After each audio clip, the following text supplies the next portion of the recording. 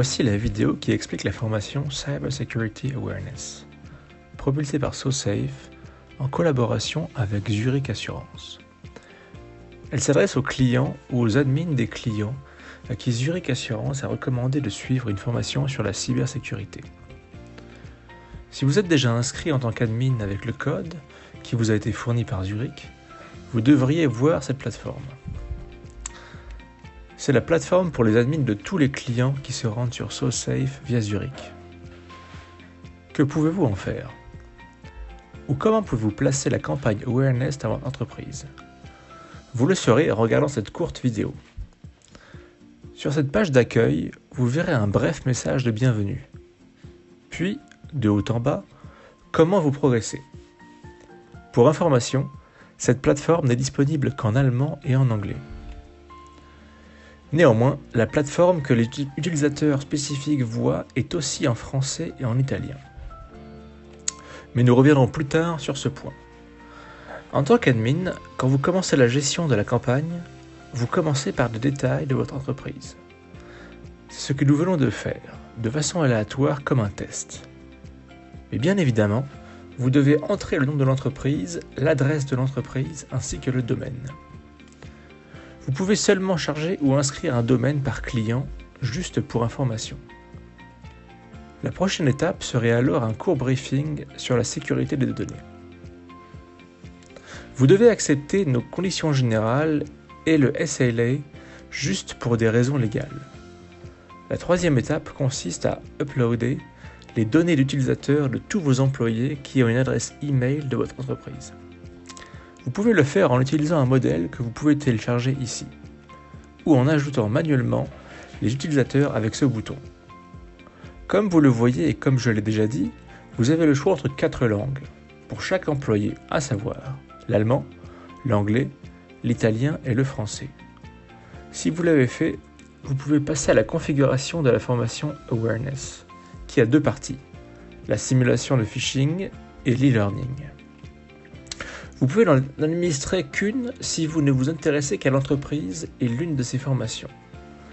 Mais chez SoSafe, nous recommandons de faire les 2 en parallèle. Car c'est ce qui a le plus d'impact sur la formation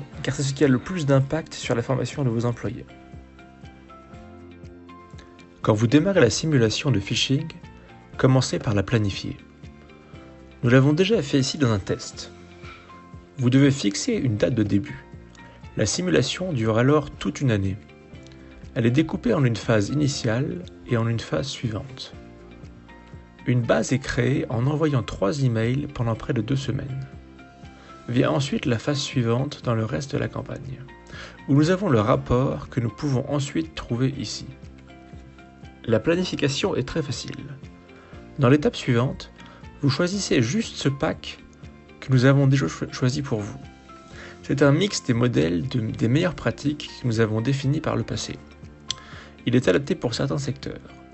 C'est là que vous pouvez choisir et vous voyez ensuite les modèles ici.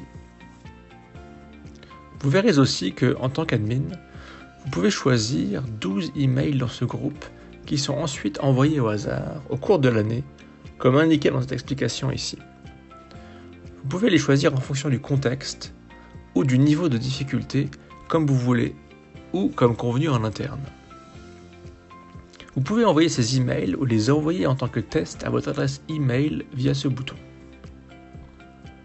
Ou vous pouvez ouvrir les Learning Pages via ce bouton si vous le voulez. Si vous sélectionnez les 12, cliquez sur Next et vous arrivez à la partie la plus difficile, où vous aurez peut-être besoin de l'aide de votre prestataire IT externe si vous en avez un. Ici, vous voyez les expéditeurs techniques, les liens de phishing ou les domaines dans ces liens, mais également les domaines utilisés pour la plateforme d'e-learning. Ces liens devraient se trouver sur la whitelist et non sur la blacklist dans votre pare-feu. C'est très important, de toute évidence, car sinon, la formation risque de ne pas fonctionner jusqu'à la fin. Et nous voulons bien évidemment éviter cela. Vous pouvez ainsi ouvrir notre support ou contacter notre support sur ce bouton. si vous avez besoin d'aide et votre prestataire IT ne peut pas vous aider. À la fin, vous devez utiliser sur ce bouton pour configurer la whitelist. Vous voyez un résumé de votre choix en tant qu'admin pour la campagne Awareness de votre entreprise. Vous pouvez ensuite passer à l'e-learning. C'est à peu près la même chose. Bien entendu, vous devez aussi le planifier. Nous vous recommandons de le faire parallèlement à la simulation de phishing le cas échéant. Nous vous conseillons aussi d'activer ces 4 options. Points importants ici. Le suivi personnalisé peut être activé seulement pour l'e-learning et non pour la simulation pour des raisons de confidentialité. Ensuite, vous pouvez activer les modules soit comme ici, en choisissant les 16 modules disponibles, soit en les activant au cours de l'année. C'est vous qui choisissez en tant que client. Nous avons une nouvelle fonction également qui crée des rappels. Prenons le cas dans lequel vous voyez dans le rapport que peu d'employés se sont connectés ou que peu d'employés ont suivi les modules. Vous pouvez leur envoyer une invitation à l'e-learning ou définir un rappel pour le statut de leur e-learning et les programmer. Vous n'avez pas besoin de l'envoyer à tous manuellement. Vous pouvez simplement planifier une date, l'heure et planifier pour en sortir automatiquement. À la fin, pour l'e-learning, vous recevrez un bref résumé de ce que vous avez choisi. Un point important pour finir. Vous devez vraiment activer l'e-learning et la simulation de phishing, ou juste l'un des deux si vous ne voulez utiliser qu'un seul au final. Sous Reporting, vous voyez le rapport pour la simulation et l'e-learning. Bien entendu, n'hésitez pas à nous faire un feedback. Ici, vous trouverez un guide si la vidéo ne vous aide pas. Ce guide l'explique de façon très détaillée, si vous avez envie de le lire. Et vous pouvez contacter notre support ou lire nos FAQ via ce bouton. Dernière chose, en tant qu'admin, vous pouvez ajouter d'autres admins en cliquant sur ce bouton.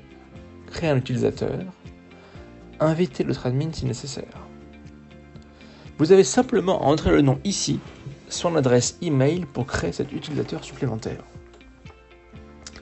Voici pour les explications de cette plateforme d'administration en libre service pour votre formation Awareness dans l'entreprise. Merci.